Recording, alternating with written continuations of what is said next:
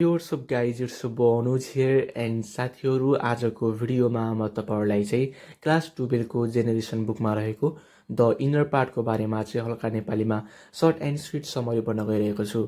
So start गरौँ है त।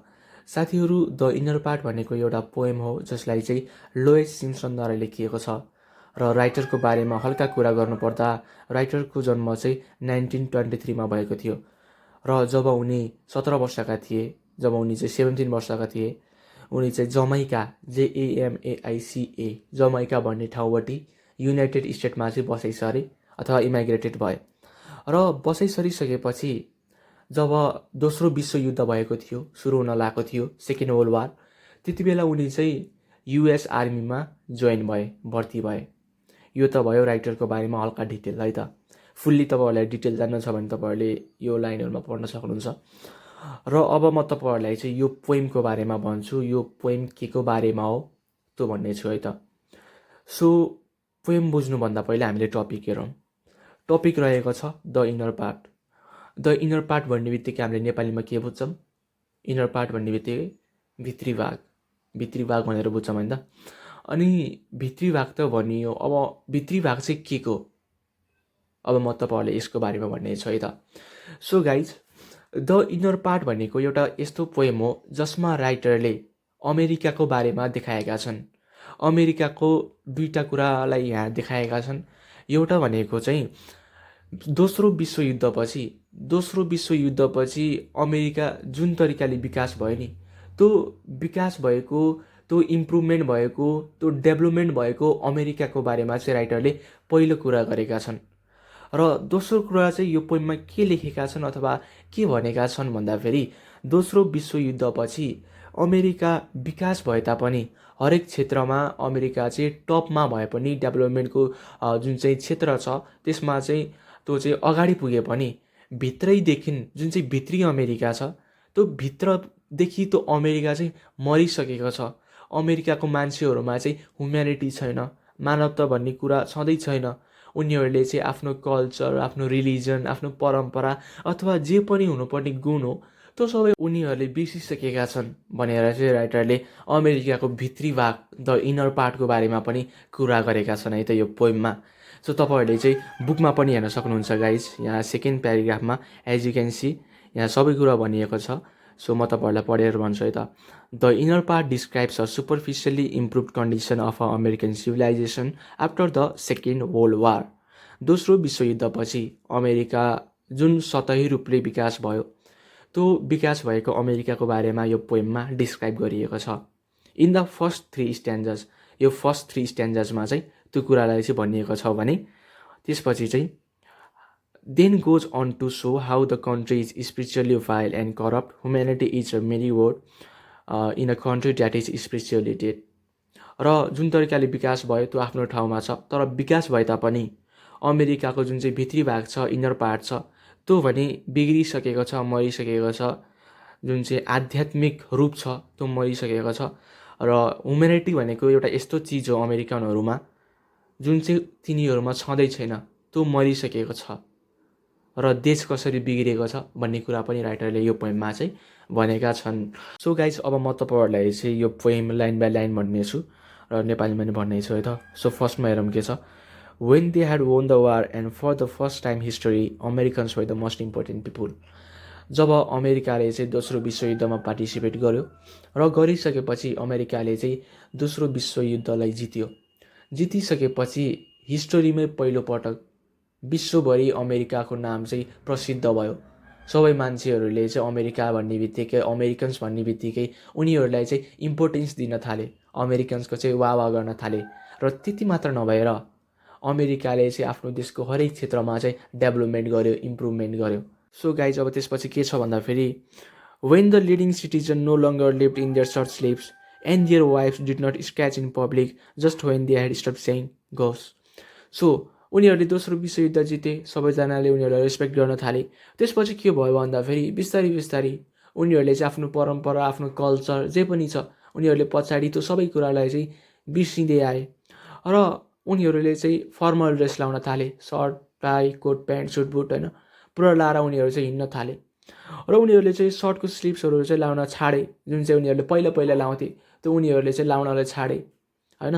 अनि त्यसपछि उनीहरूको जुन चाहिँ बुढी छ, बुढीहरू, उनीहरूको बुढीहरूले चाहिँ पब्लिकमा काम गर्न छाडे, पब्लिकलाई चाहिँ रेस्पेक्ट गर्नलाई छाडे, मान्छे नगर्ने अरूलाई होइन, अरूलाई चाहिँ रेस्पेक्ट नगर्ने। अब उनीहरूले चाहिँ काम पनि गर्न छाडे, किनभने उनीहरू त अहिले त ठुलो भइसकेका छन्, उनीहरूले त्यही सेकेन्ड वर्ल्ड वार जितिसकेका छन् र त्यो भइसकेपछि उनीहरूको मनमा चाहिँ एउटा घमण्ड भयो कि। सो त्यही कारणले उनीहरूले चाहिँ आफ्नो कल्चर, आफ्नो ह्युम्यानिटी जे छ त्यो सबै कुरा चाहिँ पछाडि बिर्सिँदै आइसकेका छन्। त्यसपछि के भनेका छन् भन्दाखेरि just when they had stop saying goes, र त्यति मात्र नभएर उनीहरूले सर्टको स्लिप्स पनि लाउन छाडे, उनीहरूको बुढीहरूले चाहिँ पब्लिकलाई रेस्पेक्ट गर्न छाडे, पब्लिकमा काम गर्न छाडे, मान्छेले वास्ता गर्न छाडे होइन। त्यसपछि उनीहरूले चाहिँ जुन चाहिँ एउटा गोस भनेको चाहिँ एउटा भगवान हो, यसको मिनिङ चाहिँ भगवान हो, अलिकति पुरानो वर्ड हो गोस भनेको चाहिँ होइन। उनीहरूले चाहिँ यो गोस भन्ने मिनिङ पनि युज गर्न छाडे अरे। र यसले के देखाउँछ भन्दाखेरि उनीहरूले चाहिँ कहीँ कतै भगवानलाई पनि, आफ्नो जुन चाहिँ भगवान छ भगवानलाई पनि बिर्सिँदै आइसकेका छन् भन्ने कुराले चाहिँ यहाँ देखाउँछ क्या। सो गाइस यहाँ के भनिएको छ भन्दाखेरि when their daughter seemed as sensitive as the tip of flyer and their sons were as smooth as V8 engine. So guys यो लाइनमा चाहिँ अमेरिकन्सको छोराछोरीलाई देखाइएको छ, उनीहरूको छोरीलाई चाहिँ फ्लाइरडको टिपसँग कम्पेयर गरिएको छ भने छोराहरूलाई चाहिँ V8 इन्जिनसँग चाहिँ कम्पेयर गरिएको छ। सो के भनिएको छ भन्दाखेरि अमेरिकन्सको छोरीहरू चाहिँ धेरै सेन्सिटिभ हुन थाले अरे होइन, उनीहरू चाहिँ फ्लाइरडको टिप जस्तै हुन थाले अरे। फ्लाइरड भनेको माछा मार्ने जुन चाहिँ बल्छी अड्काउने डन्डी हुन्छ, रड हुन्छ, त्यो रडको टुप्पो कस्तो हुन्छ, टिप कस्तो हुन्छ, चुच्चो हुन्छ नि, यो पेन जस्तै होइन, टुप्पो हुन्छ। अनि त्यो टुप्पोमा चाहिँ यस्तो आङ्कुसी परेको हुन्छ, आङ्कुसी पारेर चाहिँ त्यसले चाहिँ बल्छी हालेर अनि त्यसले चाहिँ माछा मार्छ, माछालाई फसाउँछ। सो अमेरिकन्सको छोरीहरू, डटर्सहरू पनि त्यस्तै हुन थाले अरे, सेन्सिटिभ हुन थाले धेरै, र त्यो माछा मार्ने बल्छी जस्तै हुन थाले अरे, अरूलाई फसाउन थाले, अरूलाई आफ्नो जालमा पार्न थाले, अड्काउन थाले। र उनीहरू जे पनि गर्न तयार भए, पैसाको लागि होइन, उनीहरू जे पनि गर्नको लागि तयार भए भनेर चाहिँ यो लाइनमा भनिएको छ भने उनीहरूको छोराहरू चाहिँ, र छोराहरू पनि V8 इन्जिन जस्तै हुन थाले अरे। V8 इन्जिन भनेको एउटा कारको इन्जिन हो, त्यो इन्जिन चाहिँ निकै लाइक पावरफुल हुन्छ, स्मुथ हुन्छ, यहाँ पनि लेखिएको छ है।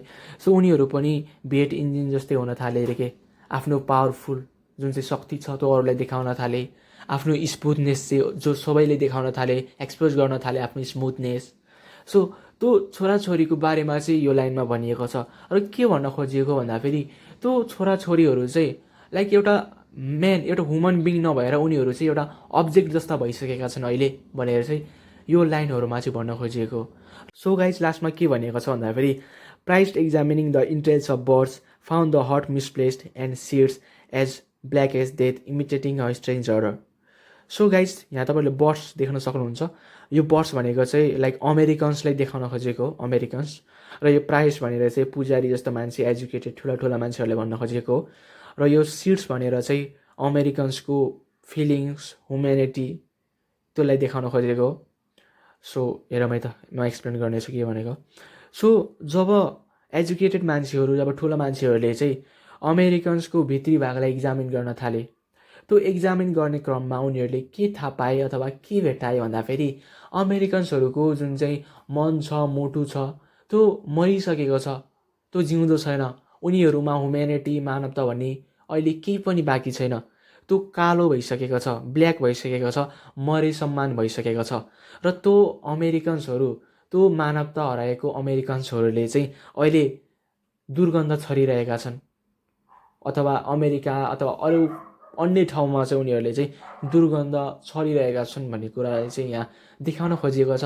र के भन्न खोजिएको भन्दाखेरि उनीहरूमा चाहिँ ह्युम्यानिटी छैन, उनीहरूले चाहिँ सबै कुरा बिर्सिसकेका छन् भनेर चाहिँ त्यो देखाउन खोजेको छ यो लाइनमा। र यो पोएममा चाहिँ फुल्ली अमेरिका चाहिँ बाहिरपट्टि राम्रो भए तापनि, हरेक कुरामा डेभलपमेन्ट भए तापनि भित्रदेखि चाहिँ करप्ट छ, मरिसकेको छ। र अमेरिकन्सहरूमा चाहिँ मानवता भन्ने कुरा जुन चाहिँ छ त्यो मरिसकेको छ, केही पनि छैन। उनीहरूले आफ्नो कल्चर, आफ्नो परम्परा त्यो सबै बिर्सिसकेका छन् भन्ने कुरालाई चाहिँ यहाँ देखाइएको छ भने उनीहरूको जुन चाहिँ छोरा र छोरीहरू छन् उनीहरू पनि एउटा अब्जेक्ट जस्ता भइसकेका छन्। उनीहरूको छोरीहरू चाहिँ फ्लाइरडको टिप जस्ता भएका छन् भने छोराहरू चाहिँ भेट इन्जिन जस्ता भएका छन् भनेर चाहिँ तपाईँहरूले चाहिँ यो पोएममा बुझ्न सक्नुहुन्छ अथवा भनिएको छ है त। गाइज अब म तपाईँहरूलाई चाहिँ यो इनर पार्टको समरी प्रोभाइड गर्नेछु है त। सो तपाईँहरूले चाहिँ पढ्न सक्नुहुन्छ। सो या म फोकस गर्छु वेट है। ओके, द इनर पार्ट तपाईँहरूले चाहिँ यसलाई स्क्रिनसट गर्न सक्नुहुन्छ है। यो भयो। अब म पेस्ट गर्ने गरेँ अनि यो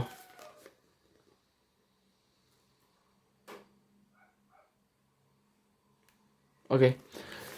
so guys this much for today. अब तपाईँहरूले चाहिँ समरी बुझ्नुभयो होला। यदि मन पऱ्यो भने लाइक गर्नुहोस्, कमेन्ट गर्नुहोस्, and if you are in my channel don't forget to subscribe. अनि सँगै आएको बेल आइकनलाई पनि क्लिक गर्नु होला यस्तै भिडियोहरू फ्युचरमा हेर्नको लागि। सो गाइज एक्जाम आउन लागिसकेको छ, प्रिपेरेसन गर्नलाई, and best of luck for exam. Bye bye, take care.